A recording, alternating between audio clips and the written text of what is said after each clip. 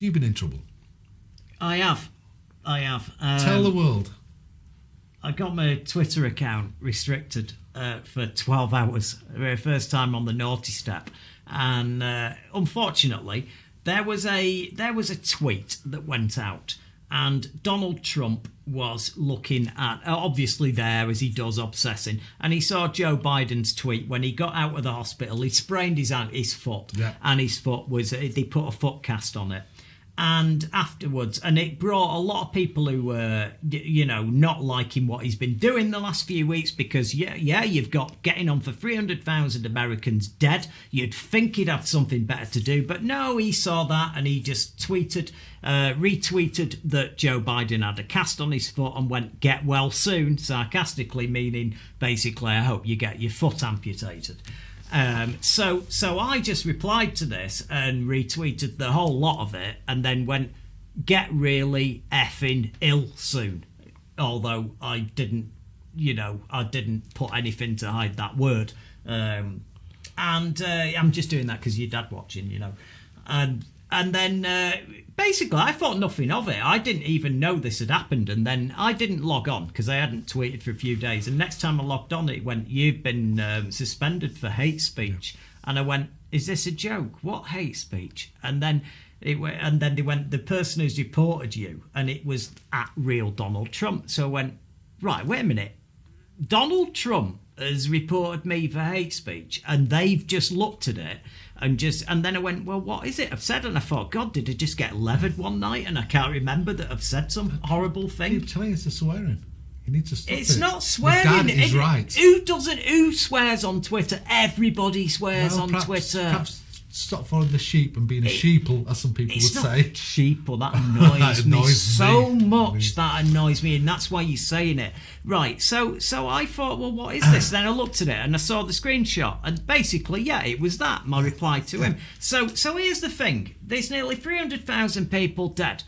And it wasn't somebody else, because I'm not having that it was someone else who was monitoring his account, because they wouldn't care if someone like me said that, because there's so many other people saying worse. They're saying, I hope you just go and kill yourself, stick a dagger in your head and all sorts. I'm just saying that.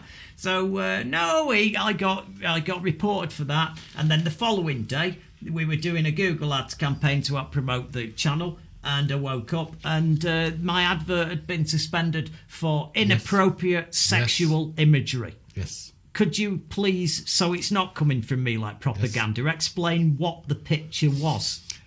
Well, it was a picture, you've seen it, everyone's seen it, the picture of coronavirus, but it was behind bars. And what does coronavirus look like? To me, it looks like a pair of, or one single. If you had testicles that look like that, you really, really have a problem that goes beyond watching this show. You've been against it this week. So it turns out I'm on a rampage. I need taken out of polite society, but. To close the show, to get to the nitty-gritty of all of this, there was Rachel Maddow off MSNBC decided, I'm going to do a really quick explanation of what's going on here, and everybody knows it's a grift, and she puts it into perfect words as to what Trump is going on about and why he's not conceding. The president and the Republican Party and the president's lawyers, is Giuliani really getting $20,000 a day? It's reported that's what he asked for. I think that's what he's getting, $20,000 a day. I don't know if that's what Giuliani is getting, but financially, as a group, they are cleaning up with this act. $170 million they have raised with this act just since the election. Now, I know large numbers sometimes all sound comparable, but if you want to put that $170 million in context, it means that Trump and these folks have found a way to use these conspiracy theories about the election to raise money at a way faster clip right now than they were raising money before the election. Think about that. Turns out they have figured out how to shake more money out of their supporters by losing the election and inventing scare stories about it than they were able to squeeze out of them by actually just trying to win the election outright in advance. Over $170 million. It's beyond Trump's wildest dreams in terms of how much he can still get out of people. And where's that money going? It's not that hard to figure out. It's there in the fine print. Turns out that a big chunk of that money is going to the Republican Party, so this will now be the financial DNA of the Republican Party moving forward. It's also true that a small portion of this money may be going to these space alien conspiracy theory lawsuits that they're filing around the country still. But the vast bulk of it is going to what's called a leadership PAC for Trump himself. And a leadership PAC in this instance is basically a slush fund for the president himself that he can use to pay not just for political activity, he can use it to pay for his lifestyle. He can use it to pay for everything up to and including his personal expenses like food and travel and rent and haircuts and makeup, very wide pants and very long ties.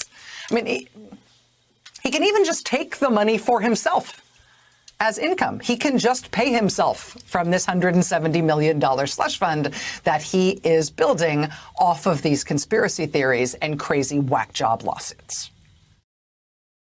So there we have it. Trump just steals in front of your eyes, where here, this government, they do contracts for no tendering, it's just your mates. But it's still the same. It's a mess, isn't it? Thank you for watching. I'm impressed. You've passed the IQ test and got this far, so let's press that button to do the last thing that helps us. It's got subscribe on it, you can't miss it, and please ring the bell for notifications of future videos.